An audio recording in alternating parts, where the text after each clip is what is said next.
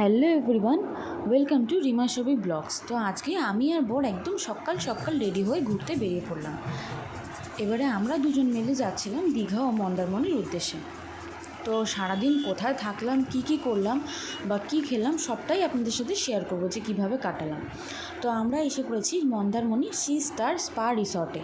রিসর্টটা একদম দারুণ, আপনাদের সাথে সবার প্রথম শেয়ার করে নিচ্ছি। এই রিসর্টটা একদমই সমুদ্রের পুরো পাশে বললেও কি, এটা একদমই সমুদ্রের গা ঘেঁষে, মানে রিসর্ট থেকেই আমাদের একদম বেরাতেও হবে না, রিসর্ট থেকেই দেখা যাবে। দেখুন আমরা এসে পড়েই এখানে একদম বর এসেই আগে সমুদ্রের ধারটা দেখতে চলে যাচ্ছে। তো ওই যে আমরাও যাচ্ছি, আপনাদের সাথে দেখিয়ে নিচ্ছি। দেখুন একদম রিসর্টের যেই মাঠটা ক্রস করব, তখন ক্রস করে ওই দেখুন এখান থেকেই আমরা সমুদ্রটা দেখতে পাচ্ছি। দারুণ দৃশ্যটা, খুবই সুন্দর লাগছে। আমরা বসে থেকে ওখানে সমুদ্র দেখতে পারবো একদম সামনেই পুরো। তা আমরা এবার সমুদ্র থেকে ঘুরে এসেই একটু সামনেটা, তারপরেই আমরা রুমে ঢুকে পড়লাম। রুমটাও দেখুন খুবই কিন্তু সুন্দর, দারুণ একদম। সমস্ত কিছু ঢুকে দেখিয়ে নিলাম আপনাদের সাথেও, আর আমাদেরও খুবই পছন্দ হয়েছিল। একদম পরিষ্কার, খুবই সুন্দর লাগছিল। যে টিভিও চলছিল, টিভি আছে, এত বড় সুন্দর একটা আয়না রয়েছে। তারপরে আমাদের জন্য সমস্ত খাবার দাবারও ওখানে রেডি করা ছিল, সমস্ত কফি, তারপরে দুধ, আমাদের জন্য কাপ, তারপরে এসিটাও ঠিক আছে। এবার আমরা ব্যালকনিটাও, বাইরের দৃশ্যটা কেমন লাগছে সেটাও দেখিয়ে নিলাম। তারপরে কিন্তু দুজন মিলে আবারও রেডি হয়ে পড়লাম। রেডি হয়ে সুইমিং পুলে একটু নেমে গেলাম। সুইমিং পুলে দুজন মিলে স্নান করতে নেমে পড়েছি। তা স্নান করে একটুখানি ভালো করে স্নান টান করার সাথে সাথে একটু ফটোও তুলে নিচ্ছিলাম পোজ দিয়ে। তো এই যে আমি একটু সুন্দরভাবে ফটো তুলে নিচ্ছিলাম। তারপরে বড় একটু পোজ দিয়ে নিল, পোজ দিয়ে ভালো করে একটু ভিডিও করে নিলাম। তারপরে আমরা সুইমিং পুলে অনেকক্ষণ মজা টজা করে তারপরেই আমরা চলে আসলাম লাঞ্চ করতে। তো দেখুন লাঞ্চে কী ছিল। লাঞ্চে অনেক কিছু ছিল, রেসিপিগুলোও খুবই সুন্দর। এবারে রেডি হয়ে আবার আমরা দুপুরে লাঞ্চ করেই আমরা বেরিয়ে পড়লাম। ইভিনিংয়ে আমাদের একটা পার্টি ছিল। আমরা যেহেতু আমার একটা বিজনেস মিটিং বলতে পারেন বা বিজনেস পার্টি বলতে পারেন, তা আমাদের সবটাই ছিল। তা আমরা দুজনে আবারও কিন্তু রেডি হয়ে বেরিয়ে পড়লাম। আর আপনাদের সাথে ইভিনিংয়ের যে ভিউটা, বিকেলবেলাটা কেমন লাগে, এত সুন্দর লাগে না রিসর্টটা। দেখুন পুরো লাইট, দারুণ লাগছে চারপাশটা। যেমন সুইমিং পুলের সাইডটা লাগছে, তেমন পুরো জায়গাটা খুবই সুন্দর। এই যে আমরা দুজন মিলে রেডি হয়ে পড়েছি পার্টির জন্য। তারপরে আমাদের যেই জায়গাটায় অ্যাকচুয়ালি পার্টিটা অর্গানাইজ করা হয়েছিল, দেখুন একদম সমুদ্রের ধারেই, একদম পাশেই। পুরো বিকেলবেলাটা এত সুন্দর লাগছিলো না, বসে এত ঠান্ডা ঠান্ডা হাওয়া দিচ্ছিলো, ফিলিংসটা জাস্ট দারুণ। তারপরে আমাদের একটা কেক কাটিং সেশন ছিল, তা আমরা কেকও কেটে নিচ্ছিলাম সব ম্যাডামরা একসাথে। তা আমরা এই যে কেকটা কাটছিলাম, সবাই মিলে একসাথে কেক কাটলাম। আর ওখান থেকে আমাদেরকে মালাও পরিয়ে আমাদের রিকগনাইজ করা হয়েছিল, এই যে আমাদের কেকটা। তারপরে আমাদের ইভিনিংয়ে কিছু স্ন্যাক্সেরও ব্যবস্থা করা হয়েছিল। এই যে আমাদের ইভিনিং স্ন্যাক্সগুলো ছিল, এই যে আমাদের ইভিনিং স্ন্যাক্সে আমরা এইগুলো খেয়েছিলাম। তারপরে আমাদের পার্টি কমপ্লিট হওয়ার পরেই আমরা দুজন মিলে আবারও চলে গেলাম রিসর্টে। তারপরে আবারও ফ্রেশ ট্রেশ হয়ে তারপরে চলে আসলাম ডিনার করতে। ডিনারেও কিন্তু দারুণ আইটেম ছিল, দেখলেই মনে হবে সব খেয়ে নিই। টেস্টটাও যেমন ছিল সেরকমভাবে। তারপর সবটাই খুব সুন্দরভাবে কাটালাম সারা দিনটা। তারপরেই আমরা পরের দিন সকালবেলা আমাদের পুরো সমুদ্রের পাশেই আমাদের মর্নিং যোগার একটা সেশন হয়। তারপরে আমরা মন্দারমণি সারা দিনটা কাটিয়ে খুবই মজা করে, এবার মন্দারমণির কিছুটা গিয়েই, আপনারা সবাই জানেন যে মন্দারমণি থেকে দীঘা খুব বেশিটা দূর না। আমরা তারপরেই মন্দারমণি থেকে বেরিয়ে এসে আমরা দীঘার জন্য যাচ্ছিলাম, দীঘার উদ্দেশ্যে রওনা দিচ্ছিলাম। এবারে দীঘায় গিয়ে সারাটা দিন কীভাবে কাটালাম বা কী করলাম সবটাই আপনাদের সাথে দেখাবো। এখানে কিন্তু খুব ভালোভাবে যাতে দুটো জায়গায় আমরা কভার করতে পারি বা সুন্দরভাবে টাইম স্পেন্ড করতে পারি। তা মন্দারমণিটা প্রথমে গেছিলাম। মন্দারমণি যেহেতু দীঘার সমুদ্র থেকে মন্দারমণি সমুদ্রটা একটু শান্ত নিরিবিলি। হ্যাঁ, দীঘাটাও সুন্দর লাগে। আমাদের তো অলরেডি বাঙালিদের দীঘা পুরী তো আছেই সবসময়ের জন্য। তা দীঘাতেও একটু চলে আসলাম। এই যে দীঘাতে পৌঁছে গেছি, দীঘার সমুদ্রটা দেখিয়ে নিচ্ছি। খুবই সুন্দর লাগে। সমুদ্রে যতবারই যাই না কেন মনে হয় যে আবারও যেন সমুদ্র ডাকছে। তো সেই কারণে আবারও সমুদ্রে চলে এসেছি আমরা দুজনা। তা দীঘায় এসেই সমুদ্রের কাছটা একটু বসে ভালো করে সমুদ্রের ফটোটা তুলছিলাম, ভিডিও করছিলাম, খুবই ভালো লাগছিলো। তারপর আমরা আবার চলে গেলাম আমাদের দীঘার যে হোটেলটা ছিল সেখানে গিয়ে রেডি হয়ে আমরা চলে আসলাম একটু দীঘা, একটু কিছুটা ফটো তুলবো, কিছুটা ভিডিও করবো। আর এখানে দেখো বর কীভাবে হেঁটে আসছে, মানে ওর হেঁটে আসাটা দেখে মানে যেভাবে হাঁটছিল তাই করে মানে এইদিক ওইদিক পা করে সে লেটেস্ট হাঁটছে। মানে এইরকমভাবেই আমরা কয়েকটা ফটো ভিডিও তুলে নিচ্ছিলাম। তারপরে এই যে আমিও কয়েকটা ভিডিও করে নিচ্ছিলাম। তো দুজন মিলে খুবই সুন্দরভাবে এনজয় করেছি আমাদের দীঘাতে। এরপরে আমরা রেডি হয়ে নেব। আর এই যে আমরা দুজন মিলে হাঁটছি। তুমি বলো হ্যালো গাইস। হ্যালো গাইস, আমরা কোথায়? নিউ দীঘায় ঘুরতে এসেছি। এটা আমার বউ, হাঁটতে পারে না, হাইটে ওপরে উঠে ঘুরতে এসেছি। এটা আমার বাবাইটা, ওখানে হাইটে এইটার মধ্যে উঠে গার্ডওয়ালে উঠে হাইট বাড়াচ্ছে নিজে। এবার একটু লম্বা লাগছে, আমার সাথে হাইট বাড়াচ্ছে, হাঁটছে দেখো, আমার সাথে হাইটের কম্পিটিশন করছে। আর কি এই দীঘার সমুদ্র সৈকত।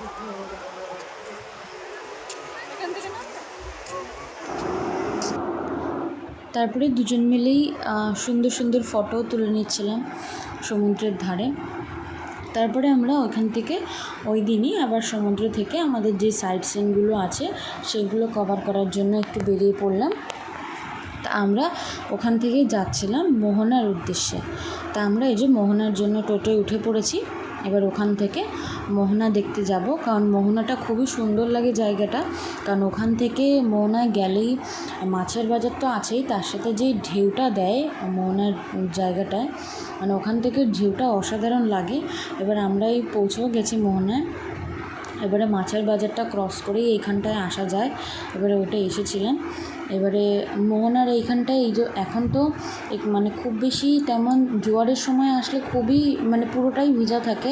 আমরা এসেছিলাম যখন সেই সময় দেখছিলাম যে তেমন জল ছিল না, ভাটার সময় গেছিলাম। তো এই যে অনেক দূর অবধি ওই যেই মানে যত দূর দেখা যাচ্ছে তত দূরই জল আমাদের চলে আসে অনেকটাই। তো ওই সময়টায় ভাটা ছিল, জল কম ছিল একটু। তাই যে আমরা দুজন মিলে মোহনাতে কয়েকটা ফটো তুলে নিলাম। এবারে ওই আমরা বসে ফটো তুলে নিলাম পাথরগুলোর মধ্যে। পাথরগুলো কিন্তু খুবই সুন্দরভাবে ডিজাইন করে কাটা ছিল, খুব সুন্দর লাগছিলো দেখতে, ফুল ফুল টাইপের। তারপরে আমাদের মোহনা থেকে ফিরে এসে আমরা একটু রেস্ট করে খেয়ে দিয়ে তারপরেই আমরা বিকেলবেলাটায় এসে পড়েছিলাম। যে একটু বসেছিলাম আমরা বিকেলে এসে চা খাবার জন্য। আর সমুদ্রের ধারটা যে সন্ধ্যাবেলাটা খুবই ভালো লাগে, তো ওখানে খুব জোরে জোরে সাউন্ড হচ্ছিল, সমুদ্রের যে ঢেউটা আসে তখন খুবই ভালো লাগে সন্ধ্যাবেলাটায় গিয়ে বসে থাকলে। তো সন্ধ্যাবেলাটায় গিয়ে বসে থাকার সাথে সাথে একটু হাঁটছিলাম, একটু পা ভিজিয়ে হাঁটছিলাম, তার সাথে কিছু ফটোও তুলে নিচ্ছিলাম। তারপরের দিন সকালবেলায় উঠে আমরা কিন্তু সমুদ্রে স্নান করব বলে, আগের দিন যেহেতু একটু বেলায় পৌঁছেছিলাম বলে স্নানটা করিনি, আজকে এসে কিন্তু আমরা বোটও চড়েছি প্লাস স্নানও করব। এবার দেখো বোট আগেই এসে আমরা বোটে উঠে গেছি দুজন মিলে। এবারে বোটে উঠে আমাদের যা এক্সপিরিয়েন্স হলো, বাপরে বাপ, মানে প্রথমে তো খুব ভালো যাচ্ছিলাম, এখান থেকে খুব ভালো চলছিল, মানে ধীরে ধীরে ধীরে ধীরে যাচ্ছি। তারপরে মানে ভিডিও করার মতন। তারপরে কিছুটা গিয়ে মানে যখন আরেকটু মিডলের দিকে গেলাম তখন মানে এত জোরে বোটটা ঘুরলো, তখন আর ভিডিও ফটো কী তুলবো, তখন মানে ভয়ই হয়ে যাচ্ছিলো আমার। এই যে দুজন মিলে যাচ্ছি, এই যে আমার মুখের এক্সপ্রেশন দেখেই বোঝা যাচ্ছে যে ক্যামেরা ঘুরে যাচ্ছে, যে মানে সমুদ্রের মাঝ বরাবর চলে এসেছি। কারণ সমুদ্রের পিছন দিক থেকে দেখতেই পাবে যে একদম দেখো ধারে কাছে কোনো লোক নেই, পুরো আমরা মাঝখানে চলে এসেছি সমুদ্রের। ওই যে অনেক দূরে মানে যাচ্ছি যখন এত ঝাঁকুনি হচ্ছে, এবারে তারপরে আর মানে আর ফোন সেইভাবে অতটা ধরে রাখা যায়, মানে ভয়ও লাগছে ফোনটা যেন পড়ে না যায়। সেই কারণে বললো না ভিডিও থাক, পরে করব, এখন আমরা এটার মানে ভালোভাবে উপভোগ করতে করতে যাই।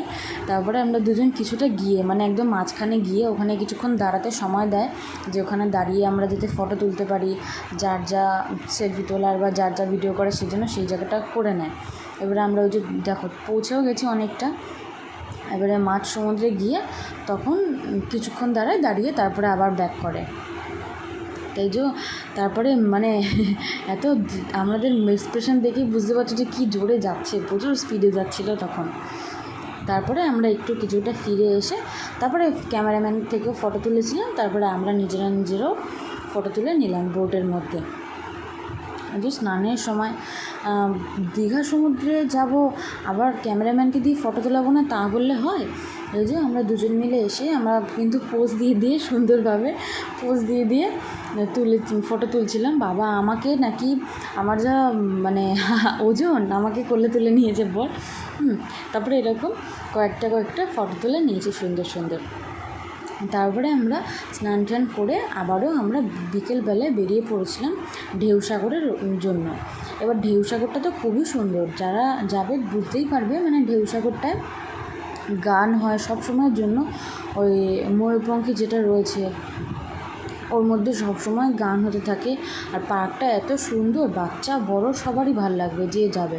মানে এত সুন্দর সাজানো, এত লাইট, মানে খুবই সুন্দর লাগছিল।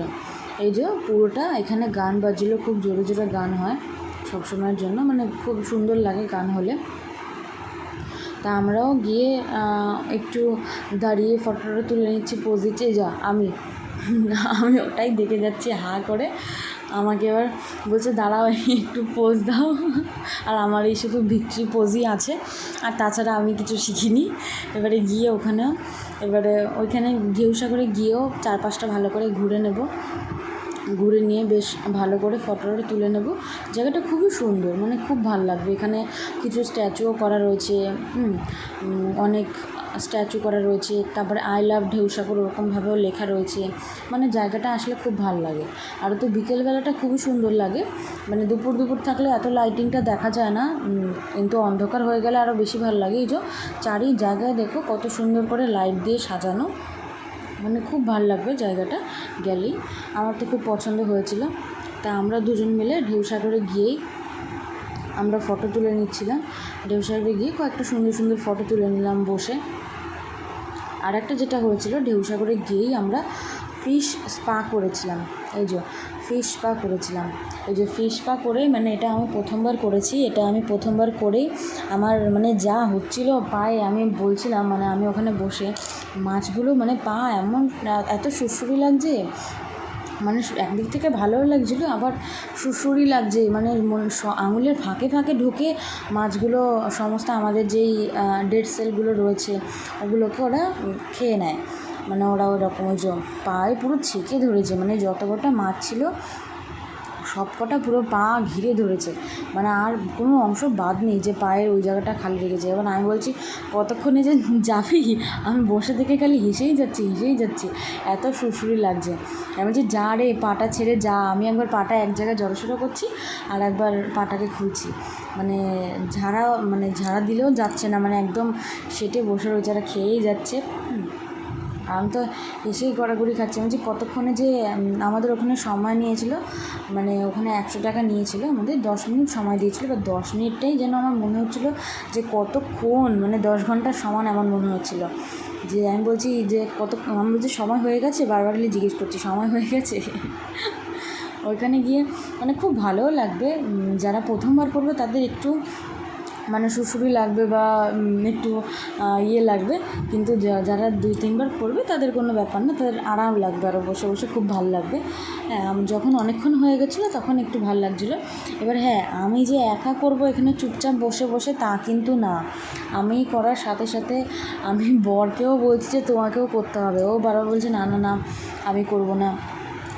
আমি বলছি যে হ্যাঁ না করতেই হবে, আমি বুঝতে পেরেছি যে কেমন ফিলিংস হয়েছে, তোমাকেও করতে হবে। তারপরে ওকেও বসিয়ে দিয়েছি। হ্যাঁ, ওকেও বলছি যে তুমিও করো। এবার ও জিজ্ঞেস করছিলো যে হ্যাঁ এটা করার পরে কিছু মানে পায়ের কিছু চেঞ্জেস বোঝা যায়? তখন যে ম্যাডামটা ছিলেন বলছে হ্যাঁ কিছুটা বোঝা যাবে। আর হ্যাঁ সত্যিই বোঝা যাচ্ছিলো। আমরা পাটা যখন উঠিয়েছি ওখান থেকে নামিয়েছিলাম, তখন টাওয়ালটা দিয়ে মোছার পর হ্যাঁ পাটা অনেকটাই ক্লিন লাগছিলো। তাই যে ওকেও বসিয়ে দিয়েছি, ওরও পুরো পা একদম ছেঁকে ধরেছে। দেখতেই পাচ্ছ যে দুজন মিলে মানে এই ফিশ পা করার সময় হেসেই পাগল হয়ে যাচ্ছিলাম। পুরো ভিডিওটা ভালো লাগলে অবশ্যই সাবস্ক্রাইব করবেন। এবার আমাদের দুজনের সমুদ্র ঘোরা কমপ্লিট, আমরা এবার বাড়ির জন্য রওনা দেবো।